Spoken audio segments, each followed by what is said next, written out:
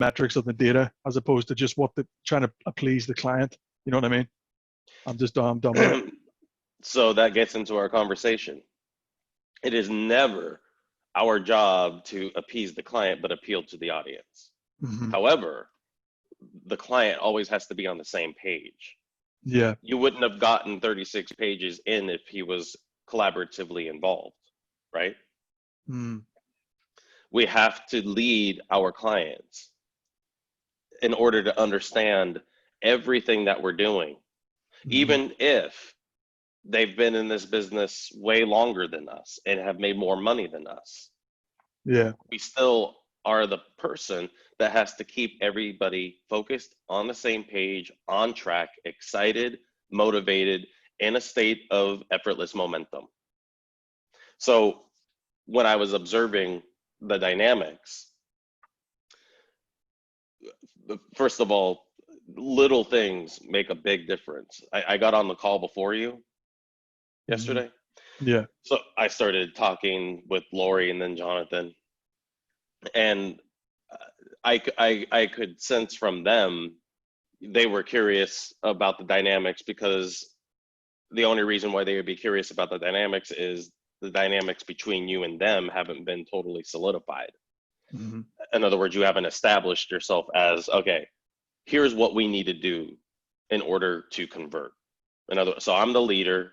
I'm going to tell you best practices. Nothing I said to them yesterday is mind-blowing. It's Mm-hmm. all pretty basic, fundamental, foundational stuff. Yeah. But they need to be aware of it so that they feel involved in the process. Jonathan feels involved in the process. Otherwise, you're very likely going to deliver something that he's not necessarily on board with, Mm-hmm. or doesn't see the value in. But when you go on a collaborative journey with them, they see the value. When I said at the end of the call, basically implying success is inevitable, which is always my mindset. He's like, proof is in the pudding. When you get them involved in the process and they start feeling empowered in the process, then they give more. They start offering more. They start digging deeper and being more open and vulnerable. Mm-hmm. Right? He went through, you could feel his energy. Yeah. He went Mm-hmm. through radically different states of openness, of reception, of receptivity. Mm-hmm. Could you feel that? Yeah, I think whenever he was super open, talking about the ideas, asking about your story, the clouds and the sun. He loved that analogy. And then whenever it came down to business, he seemed very closed off, standoffish, right? Like, I'll believe it when I see it kind of thing. So he switched off that openness, right? So part of that is him not understanding your presence, your leadership. In that first minute, had you introduced me and established yourself as the leader. So I'm bringing this person on to help me, to help us, right? That's what the conversation was there now. Like, what is Mark in all of this? Who am I in all of this? Is it Mark? Am I working with Mark? Am I working with you? So that's where the waters got muddied. Yeah. So the pivot here is exactly what you're saying. I'm doing 100% of this. I'm writing it. Mark is going to be working with me. He's going to be applying everything that we talked about with me and with us. He'll be involved on the interview, make sure that we're getting, quote unquote, all of the ingredients that we need from you, all the specificity about the program, all of your insights and dog whistle insights, passion, a little bit about your story, and then a little bit about how you've already helped people, introducing that, like for the webinar, for instance, if we had 1, 2, 3 people who are success stories that can be on a webinar, then he can introduce those people and talk about how they have already achieved these things through his teachings, through his coaching. Mm-hmm. And that's another dopamine hit for prospects to become clients, right? So what you want to establish is, yes, I'm the copywriter on the project. Yeah. I'm bringing in the tools that we need in order to convert at the highest level, knowing what I know and knowing what I don't know. You don't say that part, but you imply it, mm-hmm. right? so that, so Mark is going to be helping me, working with me, blah, blah, blah. But, establish yourself as the leader, right? So every time that I have a call like that, I immediately get it on paper, right? I break it down into phases, and I make sure that the client understands my role, his role, her role, their role, and how we all are going to be moving forward. So we need to give that clarity for two reasons. One, everybody needs to be on the same page about the deliverables, ultimately what's going to be exchanged for money and copy, Mm-hmm. right? And then, one of the big juxtapositions in your business model, because we're going to talk about your vision, yeah, and how to get there, Mm-hmm. because so much of what you're talking about here, based on your current ability, could you do this right now? Yes or no? No. Yes. Oh, yes, really? Okay. Well, there's a limited belief right there. Just identified itself. Limiting Yes, belief, reveal yourself. you Yeah. absolutely can. It's talent, insight, support community, and the copywriting people like me. You have everything you need right now to achieve those things. So, what is the biggest hurdle? Well, this It's is what we're myself. talking And about. yeah, what I'm in. Oh, this stuff here. Okay. Yeah. It's how to confidently be the leader. Yeah. People need to be led. They need to feel like there's somebody who understands this deeper than me. Yeah. Well, what's missing for me is like the track record, right? I've had a few success stories, maybe one or two out of all the clients I work with. Half the time clients don't get back to me. They don't let me know. I got to reach out and ask them. So there's no formidable partnership / collaboration there, right? Um, and so I suppose what that's done is it's got me to a point where I'm like, am I actually contributing? Am I actually helping? Because I feel like I've got all this knowledge, call it the creative capacity with marketing, but I'm not applying it. I'm not channeling it into results. You know what I mean? I'm just this information junkie that's not utilizing When you're in, our yeah. when there's any form of confusion in a relationship Mm-hmm. that's that's just starting, or has been in the process of becoming for a while, if there's any confusion between you, it's going to affect your creative,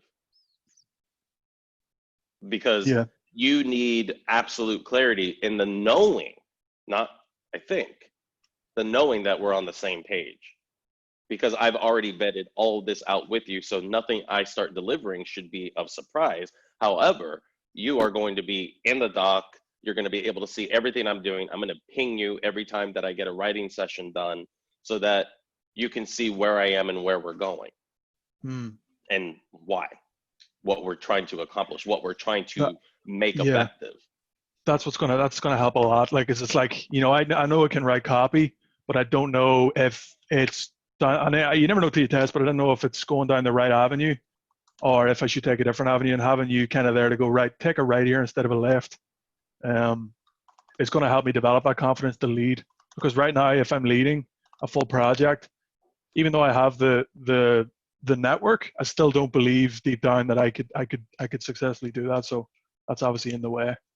Well, that's Um, what we're fixing right now. Once you do it yeah, once, you're not going to have yeah, that problem.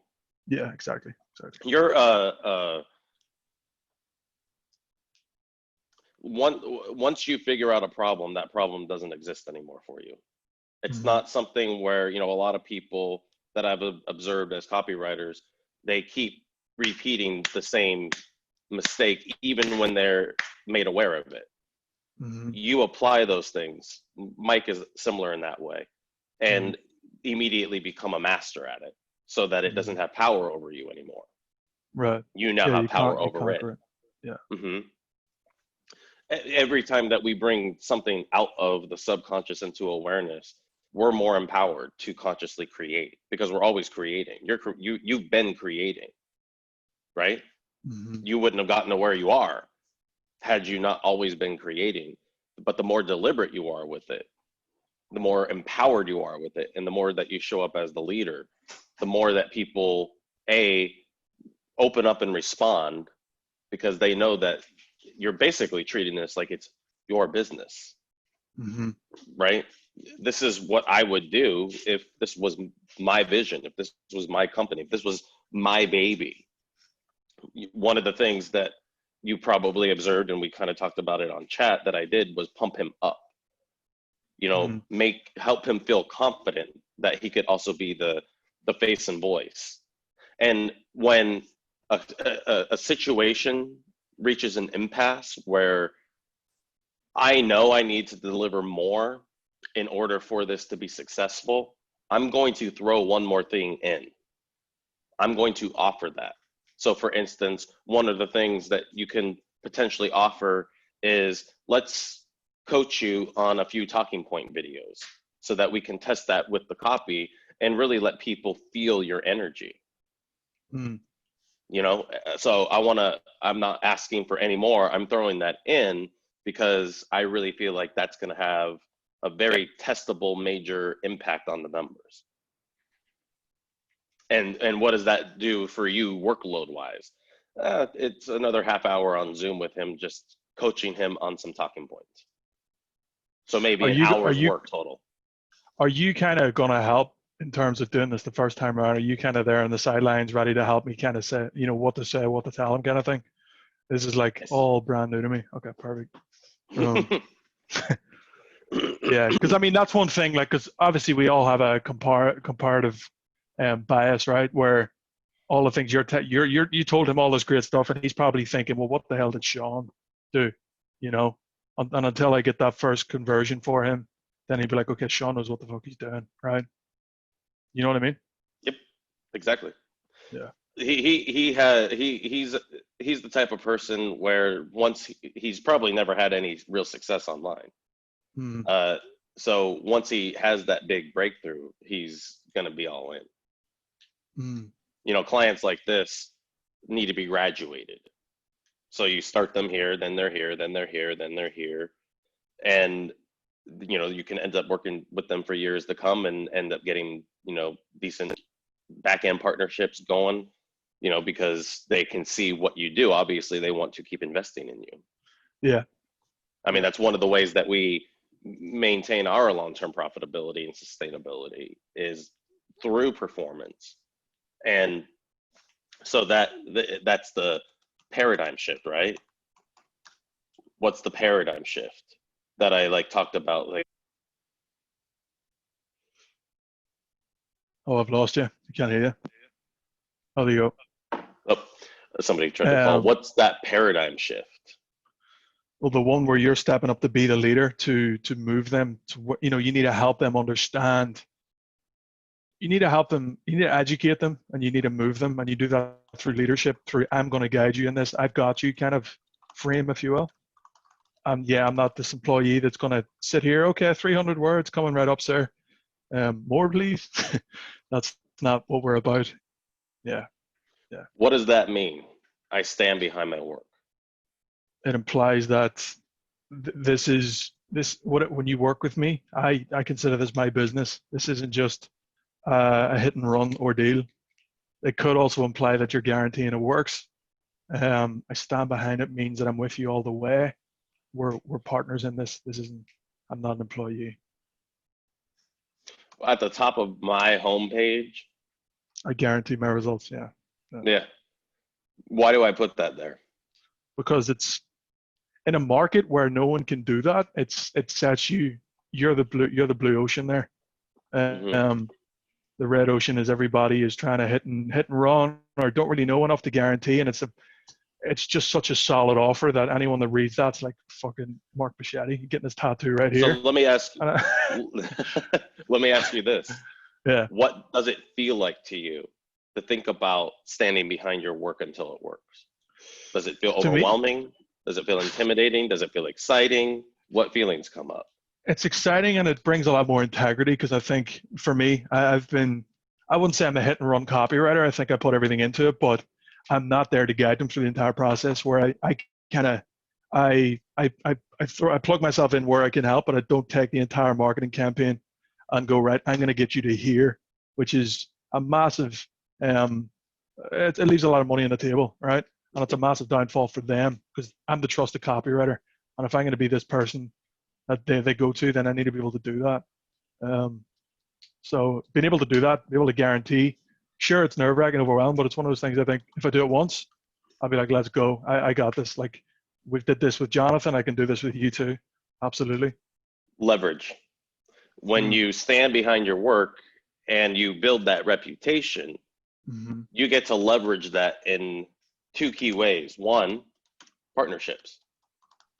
You know, so when you perform, you have the leverage to initiate that next level in your relationship with that client and create a partnership. In other words, where you start receiving royalties in some way, shape, or form based on your performance.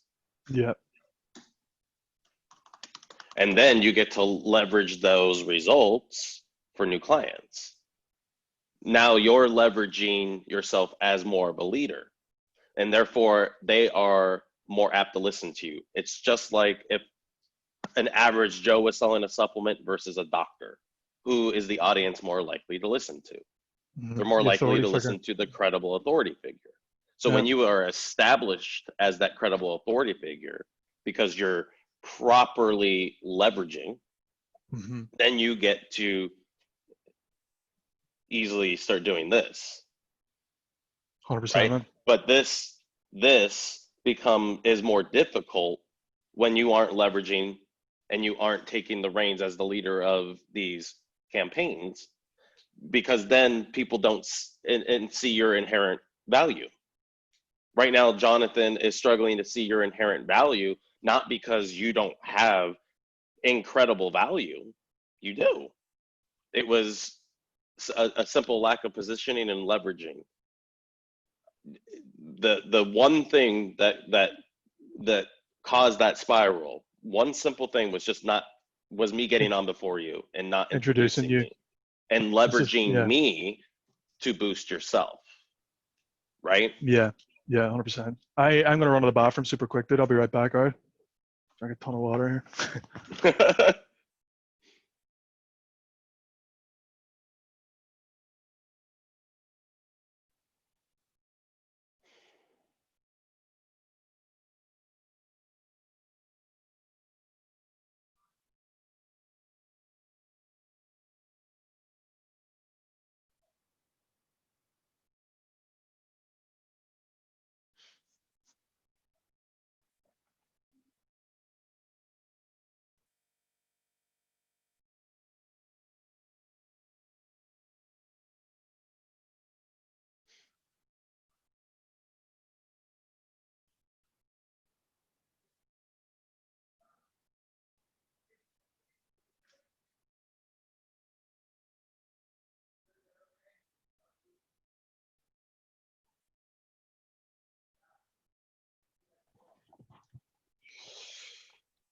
All right.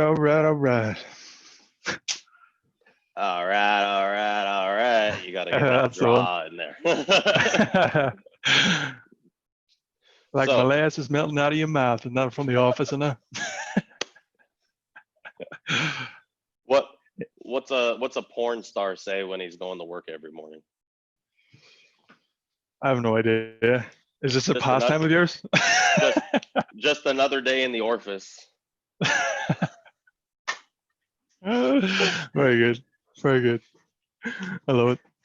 So one of the things that I've always found fascinating, I still find it fascinating to this very day, when you apply just these few things that we're talking about before we get into more. Somebody who has never heard of you yesterday contacts you today, and tomorrow or the next day is PayPaling you $20,000. I've always been fascinated by that.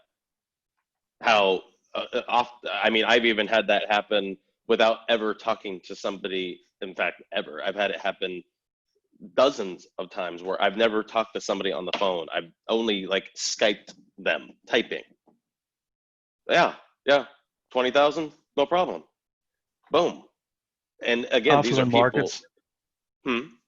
Affluent people with strong offers. It's just the perfect combination, right? It's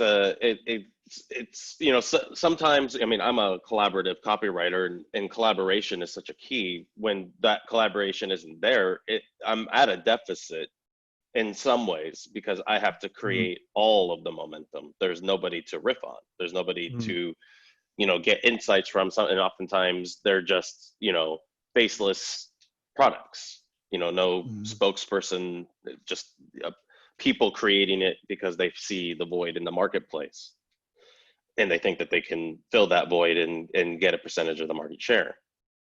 So, but my point is, when you start putting out this leveraged message and you show up as the leader, when you make that juxtaposition, people treat you differently. mhm, Like the way that Jonathan is responding is not even possible, because you have established your value proposition in the marketplace. mhm. You've established your value proposition in that relationship. So, in this email that you're gonna write, it's always, showing up with humility and grace, Mhm. right? Because if there's always opportunity in any form of lacking clarity, to like Chef Ramsay says on Kitchen Nightmares, when they're trying to get through the first service, finish strong. Mm, It doesn't, all the past is prologue. mm. We could always finish strong. It makes everything else obsolete, and Yeah, it gets everything right on vibrational track. What do I mean by vibrational track? you're at the same frequency. You're in complete alignment and understanding where you're trying to get to, right? Yep. And can you feel that? Yeah, I mean everything's energy, right? Not to sound woo-woo, but if you've got good rapport with somebody, you can feel that. You don't. It's not like, hey, I've got good rapport with you. Thanks for saying that. It's you feel it, right? Through how they speak. If it's on a phone call, it would be just tonality. Um, Whereas if it's in person, then you've got obviously body language, and obviously the on a phone call, it's tonality and the words you use. In person, it would be the body language part of that too, right? Hmm. But I'm you going off can, track. Yeah, no, you're not. You can absolutely feel when you're in alignment, when yeah, what you're saying is being well received and is relatable and is getting the client, the potential partner, excited, and when it yeah, isn't. yeah. And that's what you're responding to. Mm-hmm. One of the reasons why I always do everything on video is because I want to see that 80%. I want to see that body language. It helps me Mm, adjust my tonality, my vibration, the way that I'm showing up, the way that I'm communicating, whether I'm being hard and aggressive or soft and asking a lot of questions, mm-hmm. right? Everybody responds. We're different people with different people. Mm-hmm. Everybody brings out different parts of us. And that's why Yeah, certain partnerships can thrive and others can fail, even when there's equal talent involved. Resonance. interesting. Yeah, that's going down kind of the archetypal kind of avenue, right? In a way, I don't know, maybe not, but they're different parts of you. What it is being an alpha. Okay, And an alpha in the dog pack is the calm, benevolent leader, confident. confident Yeah. presence. Mm-hmm. That's alpha. Mm-hmm. So why do we want to give an alpha presence? Well, for multiple reasons. One of them is if you're trying to become a leader, if you're trying to be the leader, then obviously you have to embody the traits and characteristics of a leader, which is what an alpha is, right? The Um, alpha feels the energy of all the dogs in the wolf pack and has to acclimate all those different energies. So it's not balancing. It's like an orchestra. It's creating harmony. So you're always creating harmony. You're going for that harmonious resonance. Mm. And that is a form of leading. It's a subtle form of leading, but it's So actually more yeah. powerful than rallying the men. All right, men, we're fighting for freedom. We are gonna Hmm. fight with our lives, and we will die for this freedom. There's that type of leader. And then there's the leader that is calmly, confidently listening, Hmm. right? And then showing up to mirror on that. It, everything that I learned, I learned from observing.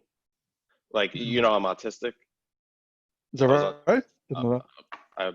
I'm high on the spectrum.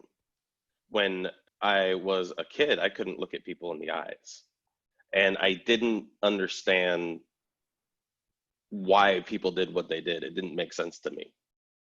I had to learn. I had to learn it, and Hmm. so I would just sit on benches and watch people, watch their body language, watch their interactions with each other, start predicting what would happen. So, I learned how to acclimate to different people's energy and feel their energy and watch their Hmm. body language. And then I was able to start predicting. When I was able to start predicting it, then I was like, okay, I get it. I understand it. Now I can do it. We do that in our relationships when we start new partnerships. Hmm. When a potential client is betting us out against other copywriters who are maybe not as talented, equally as talented, or even more talented, but guess what? None of that matters. What matters is how you show up and how you lead the conversation. How you, in essence, with copy and a lead, you're getting the most people to raise their hand. Well, you need to figure out what gets like a person like Jonathan to raise his hand. The more that you get him to raise his hand, the more he's in alignment with you. Everything you do is in a sense is all transferable from meeting the client to making the sale and making the client happy. I mean, it's all social awareness, social dynamics, heuristics from everything you do from top to bottom, A to Z, right? Yes, I have to, I have to observe the story that this person is telling to best show up, to best know how to show up. Question: Did dating get you into the realm of copy? Was it obviously you were observing people, but after kind of your dating spree, were you like, okay, well, let me leverage this social dynamic awareness into helping other people with their marketing, or was it something that happened prior? Uh, Prior, it was more like selling fruit on the side of the street was what Mhm. I applied to dating. Right. Just and what did I do? I showed up exactly what we're talking about. Calm, not macho, being strong in my presence, Mhm. but being vulnerable and uh, trying to find that resonance. And so talking, one of the critical things I discovered very young is talk to everybody the same. I mean, be Mhm. you. Adjust your energy, adjust your tone so that you resonate, but always talk the way you talk. Mhm. One of the things that in copy we struggle with is when something sounds like writing. When we if it's meant to be a video script, it might read really well, but does it sound right? Yeah. And when we talk it out, we can find those awkward places where, oh, you feel it right in your gut. That was not right. That's off. Mhm. We're applying that same constant feedback system, that gut feedback system in our relationships. If you were Mhm. following your gut yesterday on the phone as you were observing the shifts in energy, and you wanted to show up as that calm leader, that calm alpha presence, what would you have said and what would you have done and when would you have done it? Um, well, that introduction was key, I think, to setting the stage for the conversation that we had afterwards. Um, I think I maybe would have chimed in a little bit and agreed. I probably added a few more different thoughts around what you were saying. although all this stuff is new to me, like how you approach a sales call, I've been doing sales calls completely different. So it's different kind of conversation, but I would have, I think I would have. Does that make sense, Jonathan? Are you getting what we're saying here? What do you I what do mean, you think about that? simple Include things him? like that would have absolutely been good. A critical, and this is not a put down in any way, shape, or form. Yeah, It comes from not being fully, totally in your confidence yet. Was when you said, "I'm just listening," something like that. did I say that? Uh, Did I? Shit. Yeah, yeah, I'm just observing. I'm just loving the conversation or something like that. yeah, And it's like that's when that's when you step up. yeah. Another time that you step up, you never put yourself in a subservient position. You Hmm. That makes always sense. figure out how to be an absolute equal in the conversation, Yeah. knowing that that is a huge, huge part of his confidence, Hmm. right? His confidence was being rocked because he didn't understand the dynamics. He's like, I don't even know what I'm necessarily agreeing to here. Yeah. Could you see how he was thinking that? Well, that's exactly what Laurie told me he was saying. Yeah, I can understand that. Yeah, I mean, it all checks out. Yeah, makes sense. So when you make the paradigm shift from I'm gonna take your money, I'm gonna write your copy, I really hope it works, to making sure that you communicate, what is a key difference here? What is a key difference between me and other copywriters? What makes me more of an investment and them more of a gamble? What is that? Well, What it's is that that standing paradigm shift behind. again? It's Yes. becoming the leader. It's that paradigm shift, standing behind your work, like guaranteeing that you're gonna do everything you can to work with them to get it to where they want it to be. So in this email, how are you going to frame yourself to reestablish your leadership, your alpha presence? Well, do you want me to share my screen with you now, or do you want me to? I can even write it in this document for you if you like. You want to add me to the Yeah. doc? Yep. You're already in. You're set to Oh yeah. edit. Which one is it? Uh, um, oh, it's in. You sent me a link on Facebook, right?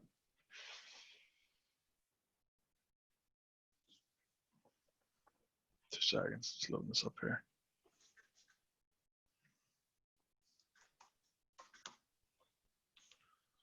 Okay, cool. The first one, right?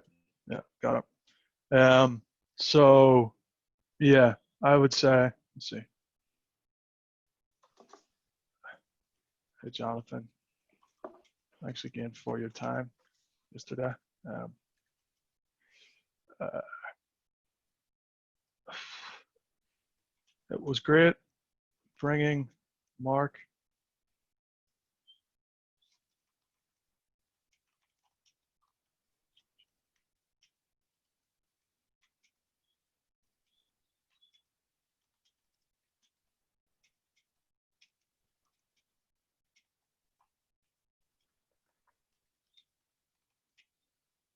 Um, just to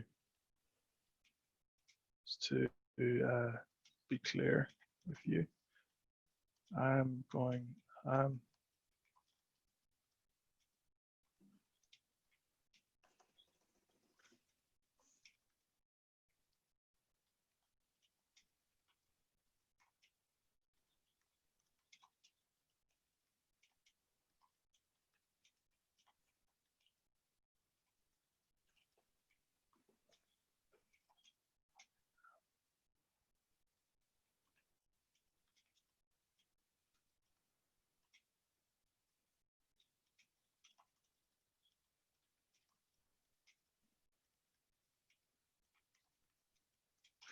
and then, but I would obviously go into more detail about what's included.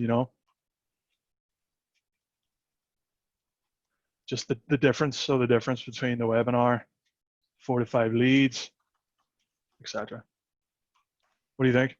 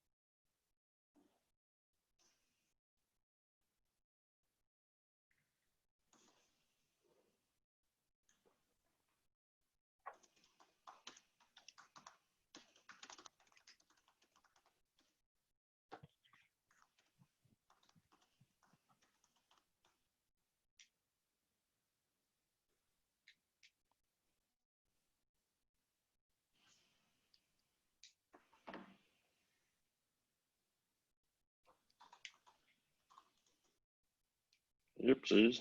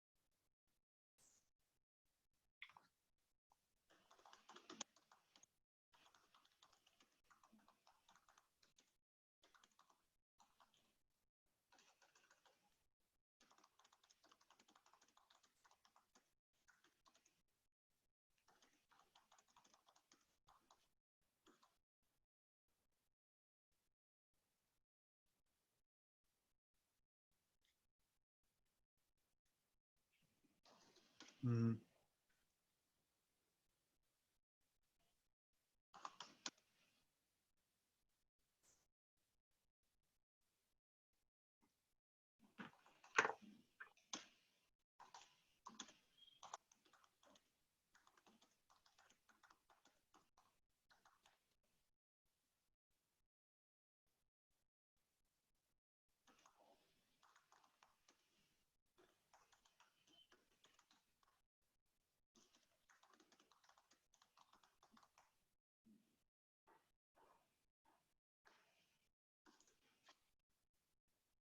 So are you seeing kind of a difference? Yeah, it's not about writing any good code; it's about converting. Yeah, I get it, man. He's still in the, it's the proof is in the pudding phase. So I think whenever you wrote, I want to make sure, I'm a part of your team because it's not. Yeah, I think he might be like, oh, well, we'll see, when he reads that. But that's a solid email. What do you mean he won't believe the partnership, the standing behind the work thing? No, I think he will. We're presupposing that I'm a part of the team, and this is essentially a trial phase that he framed it as. So it's kind of clashing with that frame or mindset he has. That's all. Oh, uh, well, okay. We can frame it like this. I want to be a part of your team, maybe, or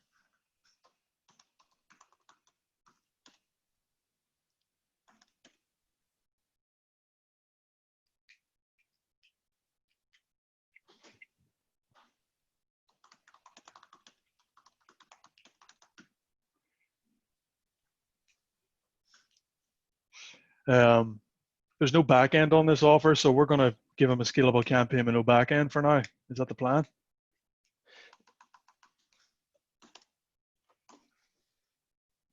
It's just so far outside my reality, I can't even comprehend it right now. That's why.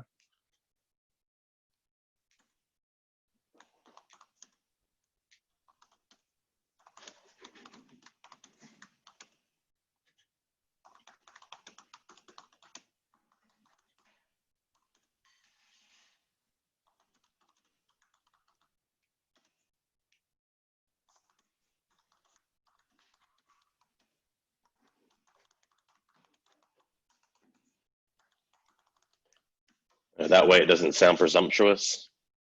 Mm-hmm. Yeah. And then we got to talk about the difference between because he wanted to know us through the email. He wrote, I'll put it in the chat here. This was his.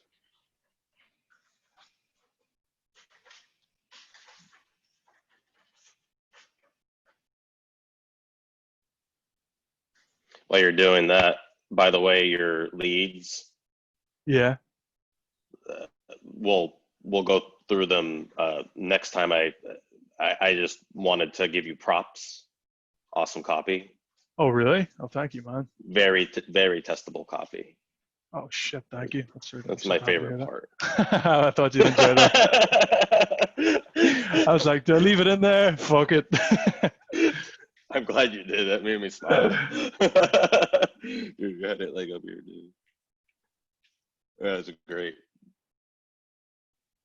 No, but when I'm reading this, it makes me smile because I'm seeing, and this is what I was kind of talking about earlier. Once you start getting something, it's evident. It's evident. Like, I want to get you I want you to be like the Don Juan DeMarco, the greatest lobber who ever lived when it comes to mechanism. Yeah. And you're not there yet, but you're a lot closer than you think you are. You know how I know that? Because results don't lie. This shows that this is permeating your conditioning, your subconscious. And when you're able to do that, it's so much easier to stand behind your work, because then you understand why it works and why it doesn't work, or what wasn't effective about what you did, and different ways that you can approach it, right, or completely reframe it. And you know, it's like talking with Doug earlier, you know, the devastation of losing your vision that you put your heart and soul into. Like, for him, he's completely intertwined with that. His self-worth completely intertwined with it. When we have copy that doesn't perform, we're not intertwining our self-worth. We're instead looking at it and being able to use it as pivot points. Because, like I said yesterday on the phone call, we're Buddhists. We're constantly practicing the art of unattachment. So it's not a matter of, oh shit, I didn't do it this time, or, you know, maybe you did and next time you didn't, and you're, you know, well, what worked? Why didn't this work? It's just, you know, this is one possibility. So as the leader, you're always taking that information and finding the opportunity. Even if things are going well right out of the gate, you're taking that information and looking for the opportunity to double it, for instance, right? For instance, when I had Mike write a lead to test against my 2 leads, he beat me before all the shit hit the fan. Yeah.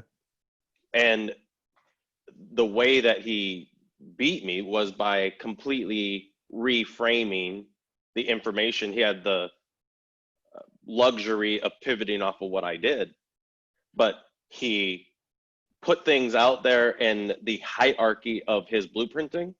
Like, he showed me his blueprinting before he fleshed it out, and then he fleshed it out. He executed it just as he blueprinted it, just as he blueprinted out the elements and the thinking behind the elements. So it, you know, it's like when we talked about it, it was like, okay, this is why it was predictably going to profit. These are the reasons. Like, here was my thinking here. I wanted to get the product here because I noticed yours was down here. So I thought by doing it here, that could have a major effect. Guess what? He was correct.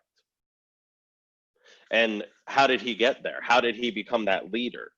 You know, to look at my work and use it as a jumping off point to do something potentially more impactful. Looked for the opportunity and found that sliver of opportunity and leveraged it. Remember, we talked about leverage. So, but yeah, we'll talk about those later. Awesome, man. I'm happy to hear that. That's nice. Yeah, so I had messaged him saying, hey, Laurie, hope it was good chatting with you. Protocols. Yeah, I want to quickly reach out and see what Jonathan wanted to regarding the range of deliverables Mark mentioned. Ideally, he'll want to test multiple 4 to 5 leads down to the conversation, a shorter form sales page and a webinar too, which he can read. Could you kind of give me some clarity as to what he's interested in moving forward with? And then he sent me what you're looking at now.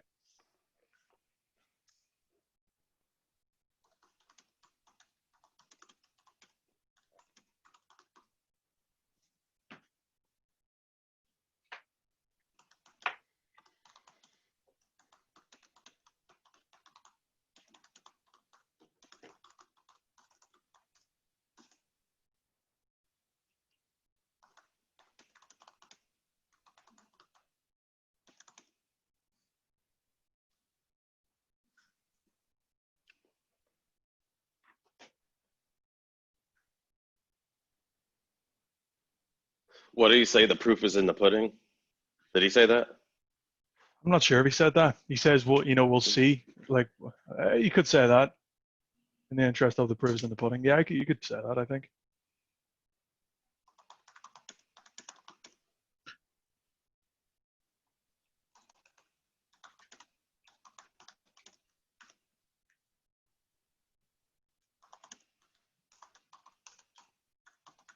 By the way, this book is fucking fascinating, dude. I'm Right. loving it. So good. That's why I don't read copybooks. Yeah, you don't need to. You don't need to. Yeah, I get it, man. The evolving emotion section was just mind blowing. Like, I have trouble retaining information like this though. I can't. It doesn't stay in. I have to keep notes and keep coming back to it and stuff. I don't know if it's a bad thing, but So one of the things that we need to talk way more about is back processing. So quick tip before we finish this up. Yeah. Back processing is allowing the subconscious to continue learning while you do something completely different, like go on a hike. It's kind of when you're sleeping, right? Like all that stuff kind of. Yeah. When you wake up with ideas. I don't know. Everybody, when we're absorbing information, everybody can absorb different amounts of information. We all have different filters, right? Different stories we're telling. That's the heuristic stuff. So you can feel when you're saturated. Can you feel when you're saturated with information? But yeah, you feel kind of. You feel like your eyes start feeling. You start getting, and it's like, yeah, you could easily read another 10 pages. Don't shut the book. Same with copy. When you're writing and you're in the flow, leave meat on the bone. One of the most ridiculously easy tips that had a hugely profound impact in my life. Get up before you can still write 5-10 pages.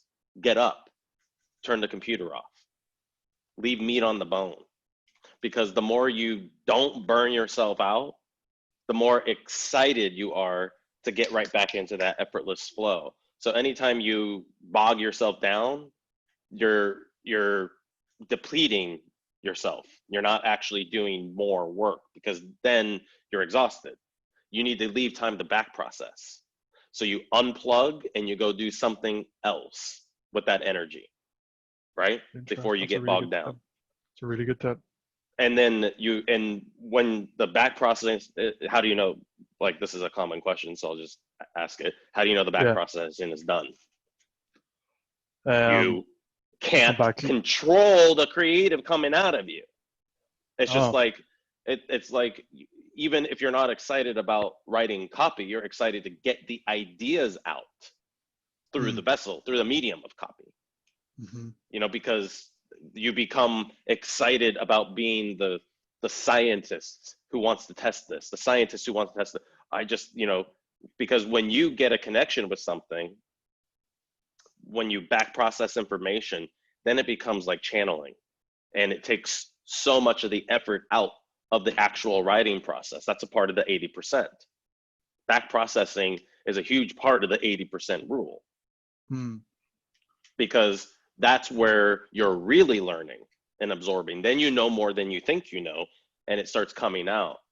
And so it's finding that line. Everybody's line is different. It's like smoking weed. You know when you've gone one toke over the line when you're just stupid. I found it. Well, you don't want to do Yeah. that when you're writing. You don't want to go over that line, because that's when we start depleting our passion. That's when it starts feeling like, teeth pulling and hard work. All right, so I just had a moment of realization there. Whenever you mentioned like you get excited to test when you write something. I've been essentially with copy. I've been essentially playing the game in where I can't even see if I've won the game. You know what I mean? So I'm participating, but I'm not seeing if it's working, and it's like no wonder I'm not enjoying it, because I'm not seeing any results. I'm not. So taking the blindfold off and the start test is going to help, I think, develop a lot of the passion in delivering results. So super excited.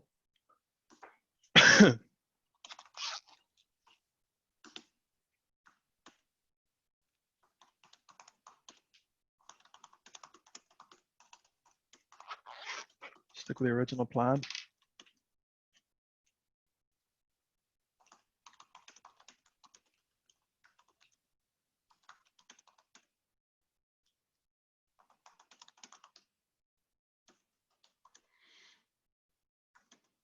Us. I like the fact you've used the word us. Very good. well, it's subtle. Yeah. That's Yeah. from this book, not to throw you off, like when Bill Clinton mentioned about he was getting questioned, or he was fighting Bush on stage in a debate, not physically, of course. And he mentioned how, we're getting through this, implying that it's, around the allegations with Hillary. He said, we are getting through this. He used the word we, implied that it's our problem. It's not just my problem. And then eventually it just dissipated. Just that one word made Yep. all the difference. I'm like, fucking hell. Bill Clinton is, in fact, I've learned a lot about copy from watching different politicians speak, including Bill Clinton, John Kennedy, FDR.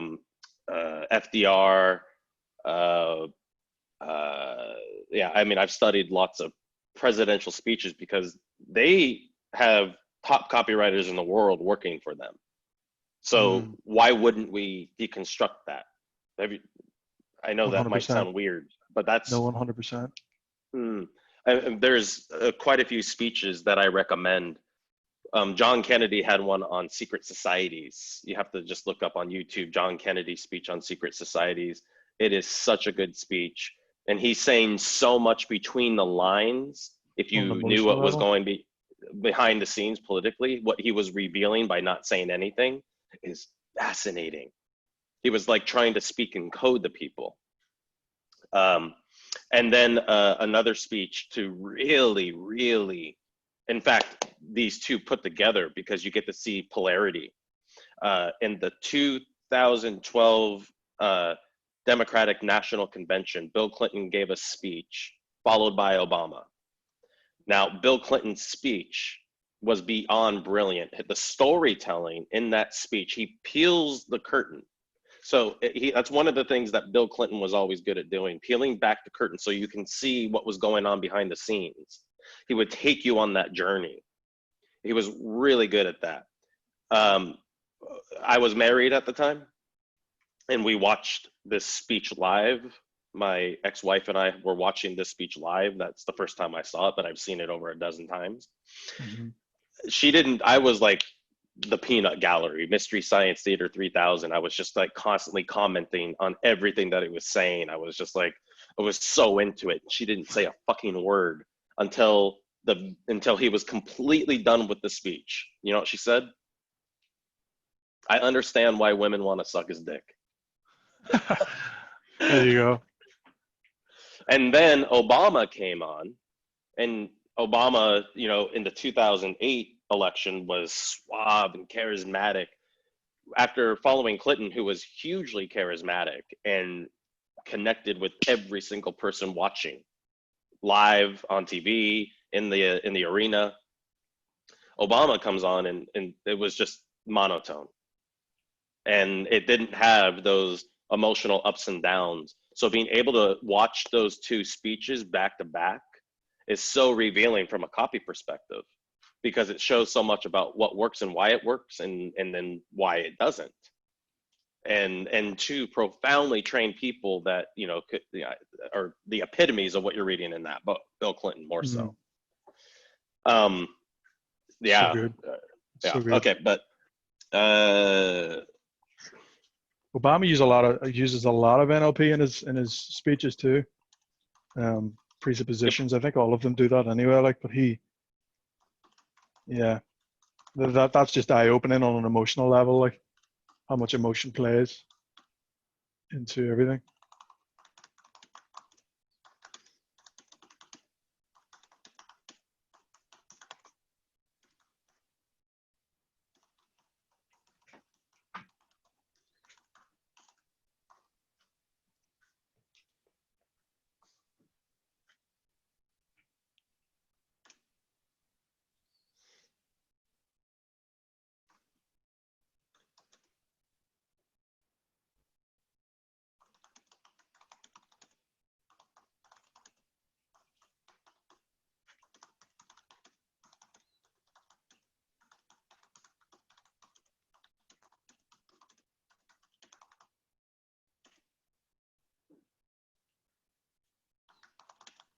Right out the gate.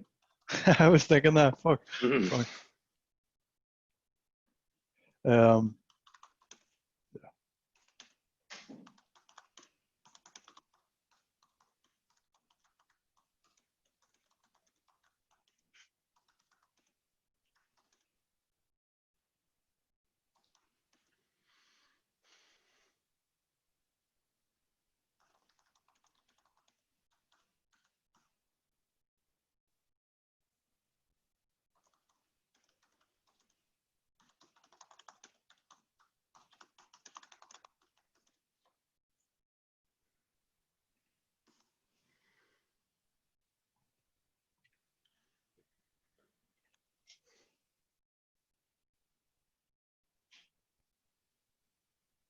That's the goal, man. I'm sick of working with other clients randomly, having like 2 or 3 clients that I can work with closely. It's just so much more rewarding, I think, like what you're doing essentially.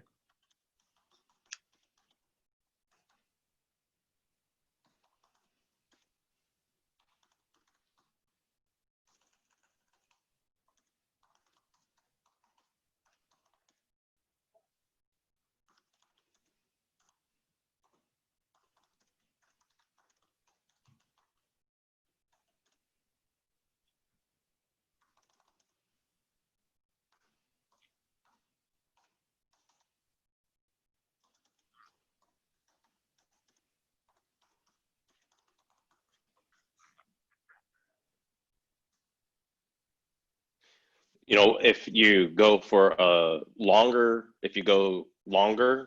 you can also create a shorter version where you cut out elements so that you have something else to test against. You can do So say that. that again.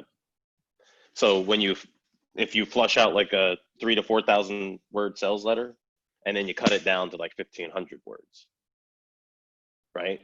Just So test that.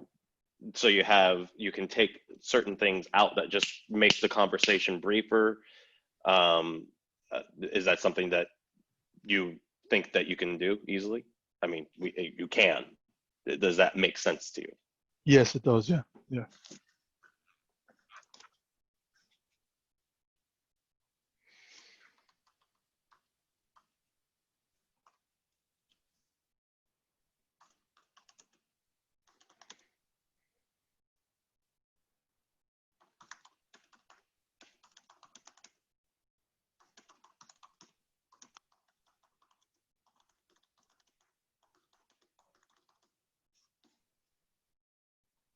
And then your other deliverables are the 4 to 5. quiz.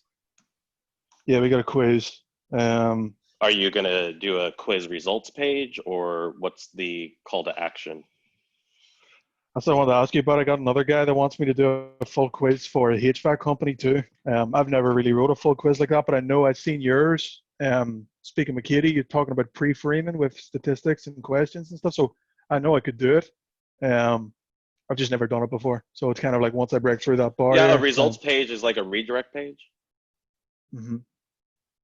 And then you always have Hmm? Sorry, go ahead. I was going to say, what would you charge for 4 to 5 different ad copies, a quiz, a thank you, and a results page? Advertorial too. 4 to 6 thousand. Shit. Okay, I'm very lucky I spoke to you about that. I was going to go like 2 grand. Um, Oh, no, it's a good lead generation funnel. You might also want to throw in like an advertorial to test against. that's what he was saying, and he wants an advertorial too. Yep. Um, 4 to 6 thousand. I mean, for me, I'd probably do a little less than that, right? Sure, be where you're confident, but also make sure to always put in that message that I stand behind my work, because that raises your value proposition immensely. Stand behind You it know, means, yeah. one of the biggest problems in this business are, sorry, my back is cramping, No, you're are good. You're good. people. I broke my back twice, so give me credit. What the fuck Uh, did you? We'll talk about that later. Jesus Christ. it's the first time I broke it. Well, somebody broke it for me in a fight. He was a Gracie Brazilian Jiu-Jitsu student. He was actually taught by the Gracies. I don't know if you know who they are, but No, I'm not familiar. What were you doing fighting uh, a jiu-jitsu guy?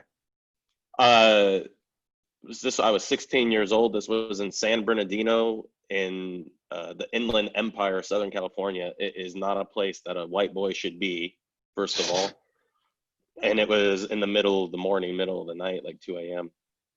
I did underground fighting. It was called the That's TJ like Fight circuit, Club. What the fuck, the Mark? Tijuana circuit. So every single person in the crowd was a bettor, a person betting on the fights. And there was a big chalkboard with the, the stats, uh, and so that particular night, I was 16. I had to fight 3 times to win. What the fuck? Felt so You nice, know, man. Jesus Christ. uh, the first fight I easily won. The second fight was really brutal. The guy was 6'9", 330 pounds, and not a shred of fat on him. And he let me hit him. He just let me hit him. I was 16. I was 140 pounds soaking wet. He let How me old hit was he? him his 20s. Jesus Christ. Right. There weren't no weight classes or anything like that. And he was just laughing at me. He then took me and threw me into a nail. I don't know if you can see that scar there. I can't already see it Yeah, here. I'll try to there's unlock. a deep scar. There's like a ridge. It's my head sliced through the nail. He just threw it, like he held me by my crotch and just jettisoned me right into the exposed, because it was a makeshift cage. And then when I got up, he punched me a roundhouse so hard that it lifted me up off my butt, and I landed on my butt. And then I was just like, oh my God, it felt like my brain was coming out of my nose. And there is something stuck, and it ripped right here, and I finally got it out. It was my fucking wisdom tooth. It knocked it Oh, out with the root, most of the root intact. I swallowed it. It went up my oh, nasal cavity and came out my nose. Jesus So Christ, man. I'm covered in blood. I'm bleeding from here. I'm bleeding from my nose. I'm bleeding from my mouth. I am covered in blood. I'm sitting there on my ass. I had a concussion as well. He gave me a concussion with that punch. So I only sparsely remember parts of the night after that. But as he's coming at me, I started laughing hysterically. For some reason, when I Fucking started Tyler Durden. bleeding, it just snapped, and I just got super calm. Like all the fear was gone. And so he's just like, he like stopped and looked at me like, the fuck? And then he came in to, do more brutal things. He had no empathy, this man. And I sidekicked him right on the kneecap, and I shattered it. And he fell down to his knee, and then I quickly got up and I put him in an ankle lock, and I tapped him. But then the next fight, which was just about 15 minutes later, I still hadn't even gotten patched up. I'm covered in blood. I lost a ton of blood. I was dizzy. I had a concussion. And the guy that I was fighting, he was 5'5". So I went from 6'9" to 5'5". He was smaller than me in height and weight, and he beat me in under a minute. I didn't even tap out. he got me in like an STF type, where you're choking back. It was like a rear naked hold with the back legs grapevine. Then he pretzeled me, and my back snapped at L405. Oh, fucking hell. Jesus Christ, man. I got So that was the Tyler first Durden. time I broke my back. First time, fuck me, And I broke man. my neck twice too in the same spot. Through C4, C5. the fighting, like. No, the first time I broke my neck was professional wrestling. I did a move called a shooting star press, and there was a lot of baby oil on the top rope, and I slipped. So I just came down straight on the top of my head. Fuck. And it was only because at the time, like I had really big traps because of my neck muscles. It didn't totally sever it. Otherwise, I would have been in a wheelchair, Holy shit, boy. paralyzed from the neck down.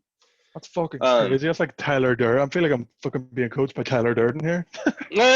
Well, dude, before I discovered how to make money writing, Yeah. a fourth grade dropout isn't treated very well in the world. And so I figured if I was going to make anything out of myself, it was going to be out of boxing or fighting. And after all that, I got into boxing, 54 amateur fights, 1 professional, undefeated. I'll tell you about that 1 professional fight another time. Yeah. That's a book right there. The number 1 rule of copywriting miracle. There is no copywriting miracle. Yeah, there you go. Oh, and on the quiz, what I've actually gotten better results doing, and I recommend doing here as well, is you can test going to an interstitial page where it gives you the quiz results, and then a link to go to the sales letter. But what works better, in my experience, and you want to test both, but what works better in my experience is when they finish the quiz and they click for the results, they get taken directly to the sales page, and the headline says your results are in your inbox now, and then gets into the pitch. That's great. And then you have to write that email. So you just, make sure and write that email to go with it. Result email. Okay, so you're talking about a 4 to 6K. I'll probably do 4K for that. The whole thing. He'd probably not pay that though, because it's Upwork. He's probably thinking a couple $100 for this. Maybe not. I don't know. We'll see. I'll talk to him later. 2 hours. And then the emails were what? It was 5 direct response emails for the quiz. So obviously you've got the result, and then I don't know, probably a follow up for the next steps. That's what I mean. I'm shooting in the dark, man, because I'm not testing this. It's kind of hard to know. Kind of hard to put the pieces together. Was that it?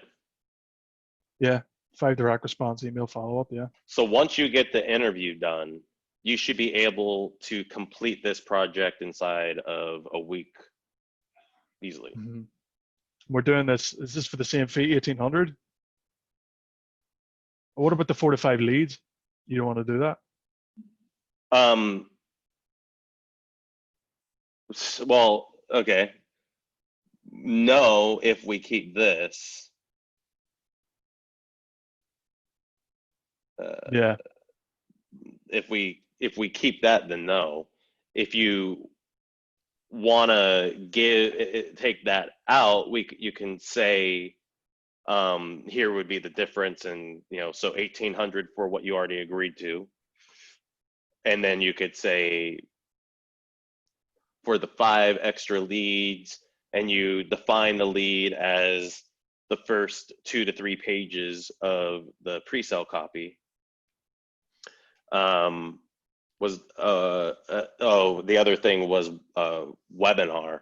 You might just want to omit that, but you can throw that in and give it a valuation of like a couple $1,000.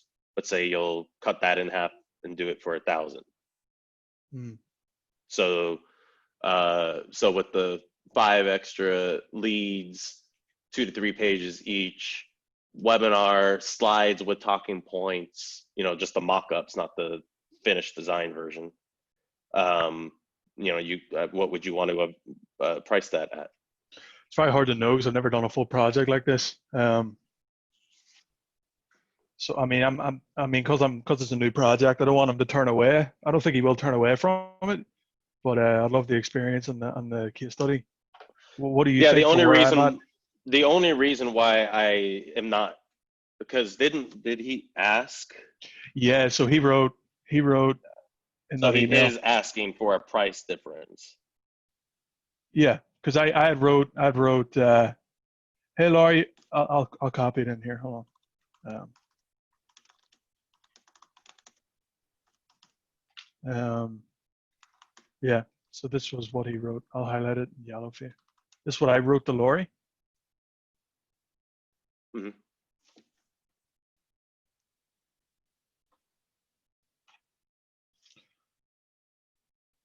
Yep.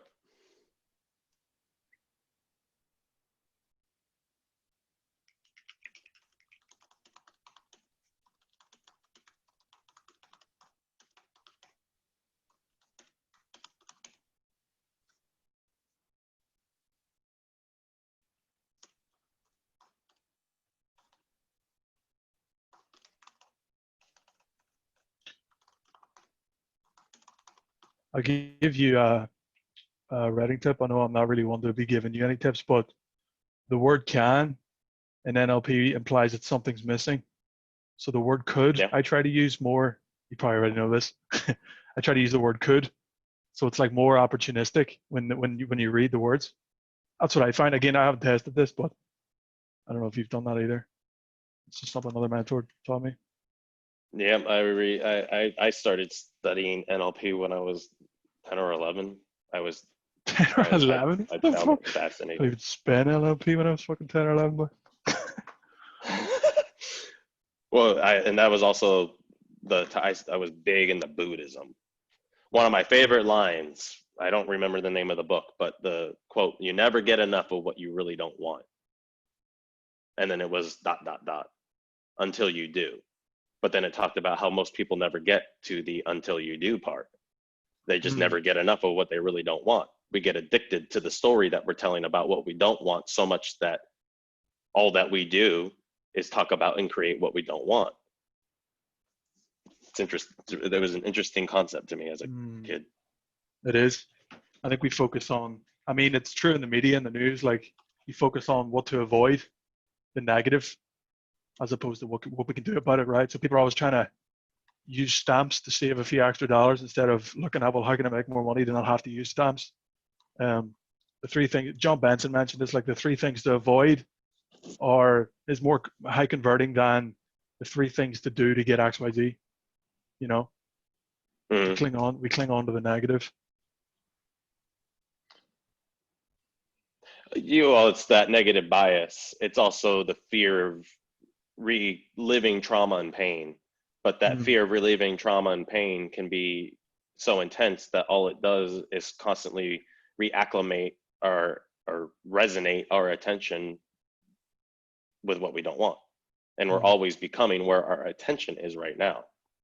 yeah. We're always becoming where our attention is right now.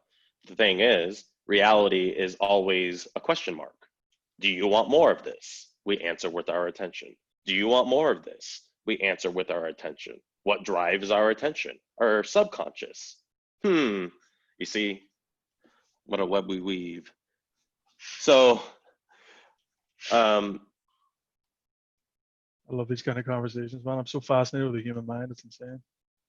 it's so fun. What we saying?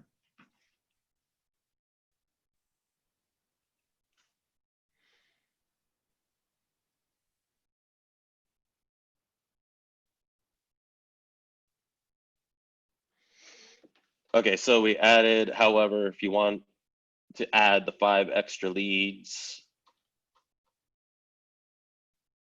It's a great deal. Still want him getting used to the low fees. But I think when you said he becomes putty in your hands and you can raise your fees anyway because you know it works, right? Well, we have to meet him where he's at. Mm-hmm. He's investment afraid. Yeah, he is. Yeah. He hasn't experienced a winning partnership with someone like us. Mm-hmm. And he needs that reference point.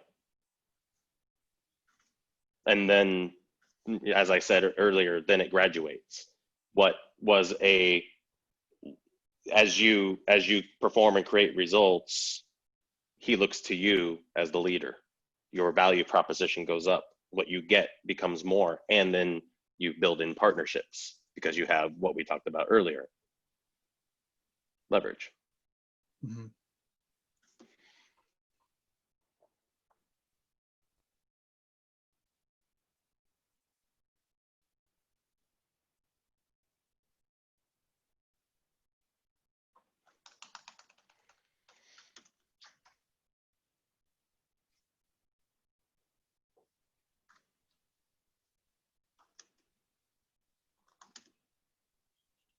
Fuck, I'm buzzing about this, man. I'm so glad I signed on with this coaching. Ah, I'm glad. I love this stuff, man. No, I really, like, I I mean, this is I honestly I I I mean I still love writing copy, but I love working with people. I love mm, collaborating. I love creating with people, yeah. and because then everybody makes more money. Everybody elevates the what we should all be protecting.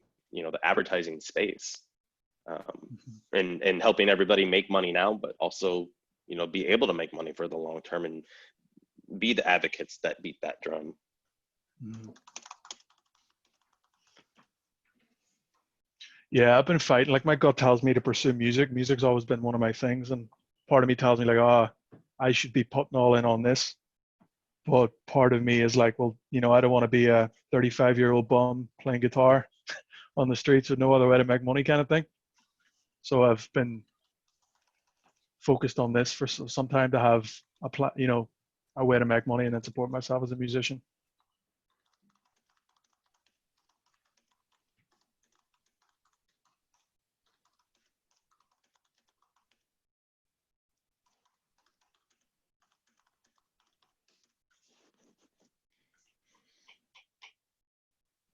Mm.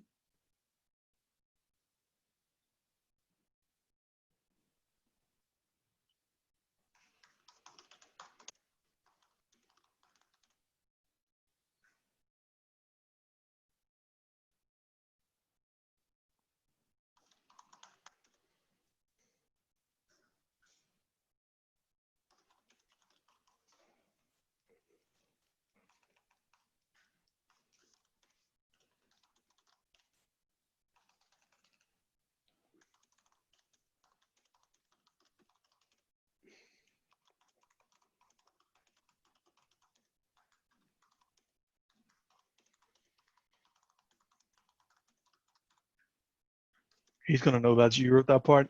It doesn't matter though.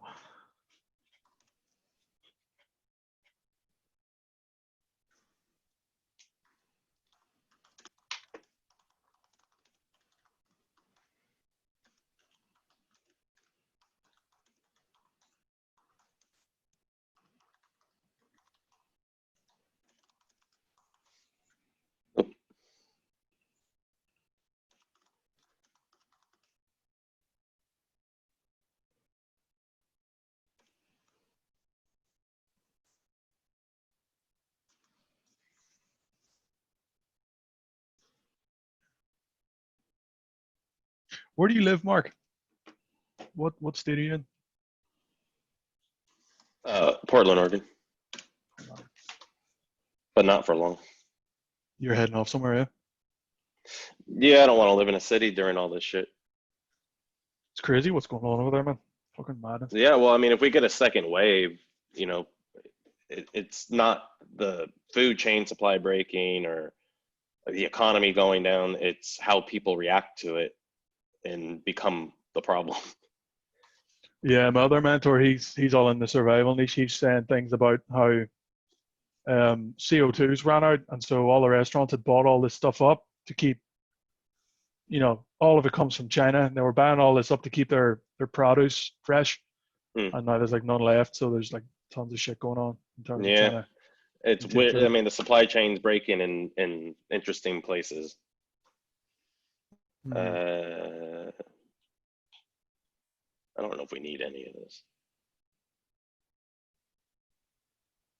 And we could tell them I can tell him that on a call. Maybe I'll copy that and put it in If notes or you want something. to copy that. Yeah, there you go. Sorry. Give me that.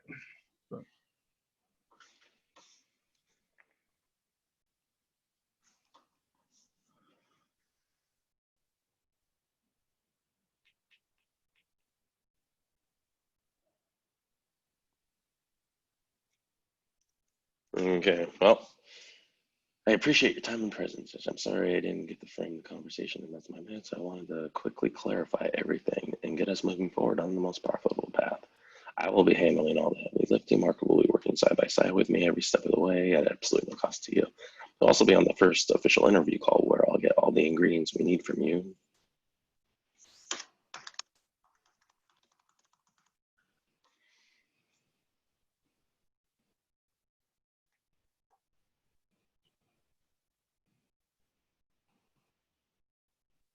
Yeah, that's my friend. I want to make sure that you're not committing them because it's not about converting. In terms of the deliverables, I know I want to drop a lot of ideas on having lots of creative to test against, but in the interest of getting to our control, the way to be the fastest, I say let's stick with the original demonstrator.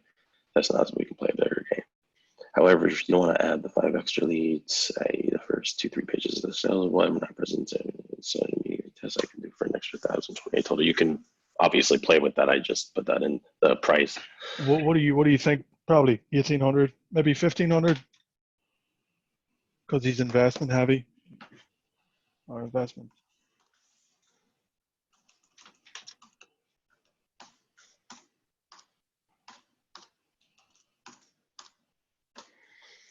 One thing I strongly believe that what Mark said about having you on video is huge for us. So I want to make sure I'm throwing talking points for you on here and then work with you to make sure we execute it effectively. Except for your participation, so we can kill this right out of the gate. For the other deliverables, I'll crap. I'll set it down to just again quiz including results direct by engine results email 5 email follow-up working with your meeting team. I mean, play with that.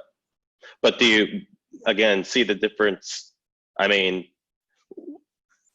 you're right here, you're not taking that role of leader, to really dive in, give him the opportunity to feel your awareness, what you, and how you respond to it. And, also making sure that you address and overcome certain objections that we know he has because he's investment opposing. Yeah, he definitely is. Yeah. So what you're doing here is you're leveraging as much value that we got out of the conversation because there was value in there, and then applying it to a longer term vision while satisfying his immediate thirst to convert. Show me this copy magic shit works at all, man. Yeah, I get it, man. And then it would also be good to break this down into more of a stage 1, stage 2, stage 3 proposal. And I don't know if you want to do that. I do that just because again, it's something that they sign. Everybody's safe and protected. They know what they're getting. You know what your responsibilities are, but however it is that you want to handle that. Well, that's it. A lot of my processes are all over the place because I've been in a mastermind that's all about building an agency, and I've been hitting a lot of kind of it's not a standardized offer what I have, so I've had to kind of adapt a lot. So I'm open to changing then you that. should definitely. I mean, if you want to head into that agency model, having things uniform is essential. Otherwise, I mean, I don't. That's the thing. I don't. I want to become the kind of leader that can do higher end projects and not have to manage a full team. I've been opposed to that agency thing. So, and everything that we just talked about and starting to execute it, having that high value proposition communication. Yeah. Really laying things out. You want to demonstrate your leadership in everything that you're doing. Everything that you're doing. And if there's any resistance, if there's any lack of confidence, if there's any voice in the back of your head saying, I'm not that, tell the truth about it. I am, and I'm constantly becoming more of that. I am a leader, and I'm constantly becoming more of a leader. Every time I lead, I become a better leader. Tell that story, ingrain that story, because the faster that you believe that story and clear away the old one where the processes weren't in place and you weren't necessarily showing up as that alpha presence that people need to feel calm and secure and feel like, yes, this man has my back and he's going to work with me until this works, because he knows that this is my life, this is my vision, and he values that. I get it, I feel it. You want to be able to convey that, because there's not enough of that. And yeah, you can, bro, yeah, let's kill it, dude. You can, to be totally in that vein, throw a little of that in there to hype up. But ultimately, it's validation. Just like, what you talked about, that I learned this stuff from dating. Well, one of the things that in the whole pickup game that you learn is validate, validate, validate, validate. But you have to observe and get out of your way to see what you're validating. Like when I validated him, it pumped him up. It got him into a better space. Yeah. He still has all of this resistance, but it shows that, once we perform, that resistance will melt and that excitement will have free reign. So if you want to include like a little bit of that messaging at the end of your email, this is about, proving out what we're doing works, and then giving you free reign to apply all of your passion into advertising, because now it works, and that's what I want to do for you. That's what I want to do for us, whatever. But yeah, questions? Yeah, I was just going to add that in there because I got to get back to them after this call, so it's probably going to be. Yep. I'll add that in because this recording probably not come to you for a few hours, right? It totally depends. Sometimes it comes through in like 10 minutes, and sometimes it's 5 hours. Yeah. So I'll write that out real quick like if you the don't same mind. link. Yeah. This is about proving out what we're doing works and giving you free rein to apply your knowledge. Go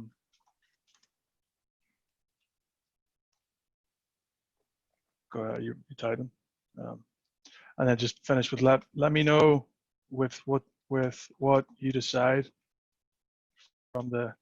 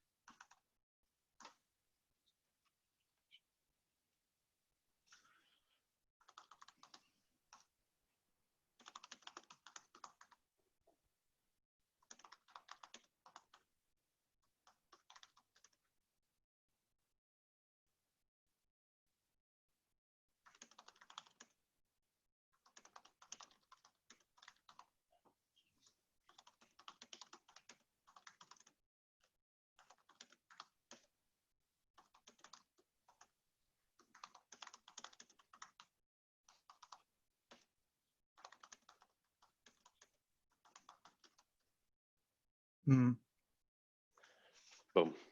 What do you think about that? That's perfect. Let me know what direction you want to take with the deliverables. So simply, just let me know what you feel most comfortable with.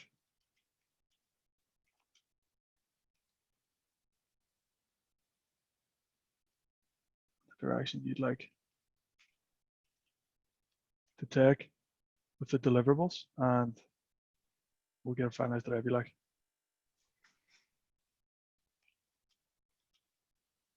What do you think?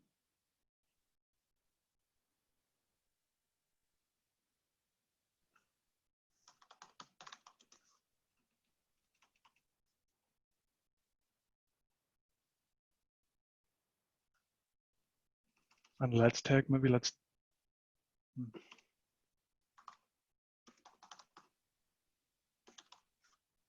You had two withs and too many ands. Okay.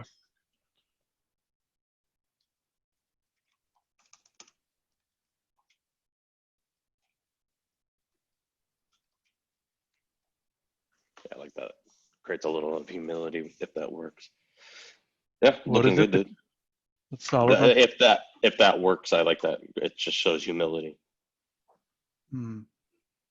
So that's what I call a trigger. I don't know if you think about copy like that. You've read the book Influence by Robert Cialdini. Really, really good book. He talks about the 7 What's it different called? influence. Influence by Robert Cialdini. He talks about 7 different influence triggers like authority, credibility, social proof, likability. Humility is kind of in there with likability. And so Sure.